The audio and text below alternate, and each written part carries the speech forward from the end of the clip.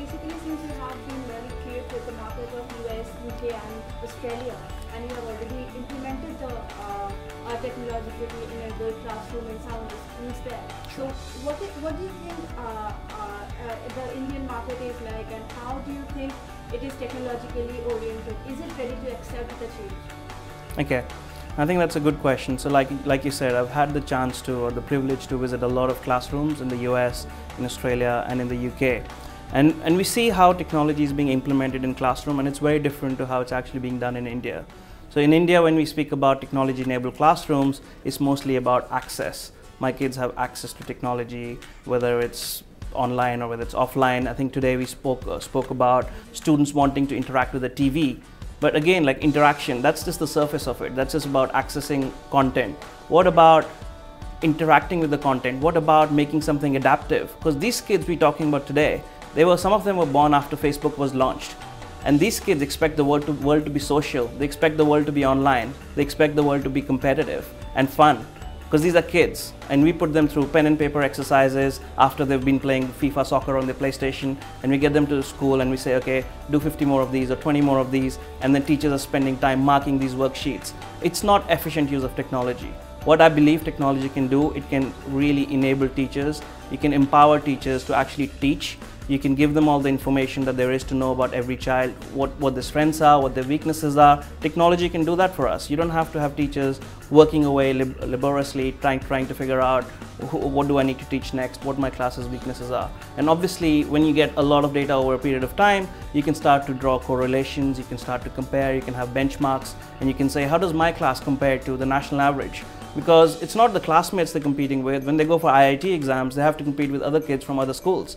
So how does one class compare to another class around the country? How does one school compare to other schools? So I work for a company, MangaHigh, that actually brings all of this together. We would love to implement that in more schools in India. So we're just launching today, as we've discussed.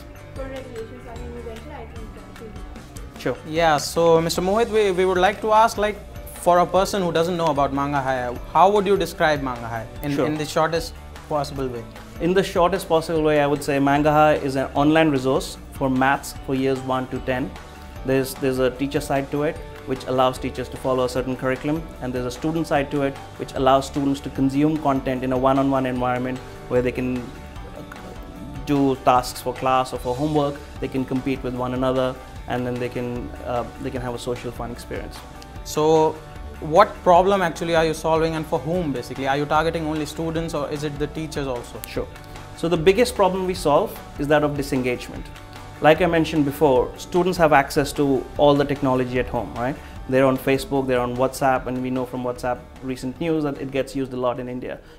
Students are on Twitter and all of those technologies. But when they get to classroom, they're still doing pen and paper exercises. Now that seems to be a disconnect, right? So I think there's not two views about it, that technology or the content within the school has to evolve. So MangaHigh tries to offer a solution for those schools that are progressive, that are forward-looking, and that recognize this issue of disengagement and know that we need to address a 21st century student who expects the content to be adaptive, who expects the content to be online. It's about anytime, anywhere learning, which you could be on a tablet, you could be in a school bus going home, and you expect it to be social and engaging. So, Mr. Mohit, tell us about your team. Who do you have supporting you in this initiative? I would say the names you would recognize is, one of them is my CEO, Toby Rowland. I work closely with him. I sit next to him in London. He started a company called King.com, which everyone is aware of now because King has subsequently launched something called Candy Crush Saga, which has got like over 100 million users. It's doing an IPO in Nasdaq. So Toby has a wealth of experience in terms of engagement and gaming. Then we also have as a chairman of our advisory board, Professor Marcus Du Sautoy from Oxford University. He's the Simoni Professor of Public Understanding of Science. His job is to evangelize maths and science in the UK to make sure students are interested in hard subjects. And there's the whole team, like there's developers, there's pedagogists, there's people with PhDs on learning. So, and then obviously there's sales and marketing kind of team as well. So is there any thought leader or a business that you follow for success basically? Whether in the ed tech space or out of it? Actually, we'd like to think ourselves as thought leaders. We like to think of ourselves innovators.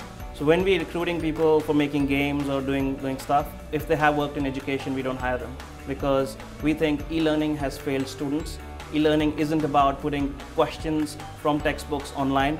I think what learning can be, it needs to be reimagined for new devices, for tablets, for computers, for laptops, for Chromebooks. It's not just about giving access to questions that exist in textbooks. That's not e-learning. So imagine if you didn't have the inertia of textbooks, what could learning look like? And we start with a blank state, and we try to imagine what the analytics would be useful. We obviously work with a lot of teachers. Like I mentioned, we're in a lot of US schools and Australian schools where students have access to technology. So we interview teachers, we do focus groups, we figure out what's needed, and then we try to invent it. We don't follow trends. So how does MangaHigh track the user feedback basically? How do you know about this user satisfaction? So like any online site, it's all about data, right? So you do a lot of A/B testing. You would put 2 versions of a product out there and you'd say teachers prefer this or teachers prefer that. You have a different homepage and see what's the bounce rate on the homepage. You have engagement metrics as to how much time is a student spending on this question. Are they getting it right? Are they getting it wrong?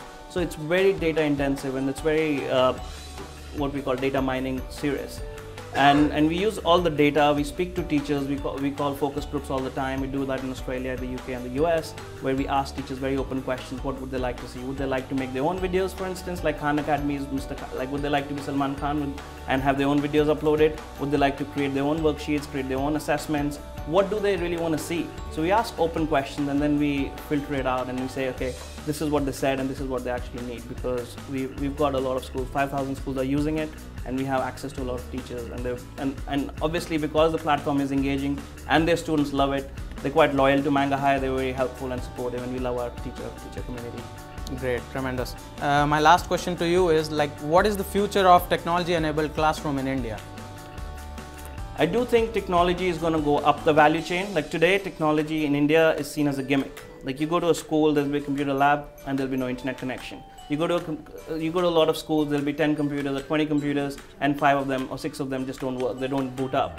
And when they do boot up, they have like a really old operating system on it. So I do think technology is gonna take a forward seat. It's gonna be on the forefront, because schools will have to differentiate themselves over performance, and performance can only be enhanced by engaging the students. And to engage the students, you have to have the right kind of technology that appeals to this generation of students. And I do believe technology will penetrate into classrooms, and not just for learning computer science in a computer lab, but for learning hard subjects such as mathematics. And that's where someone like MangaHigh has a role to play.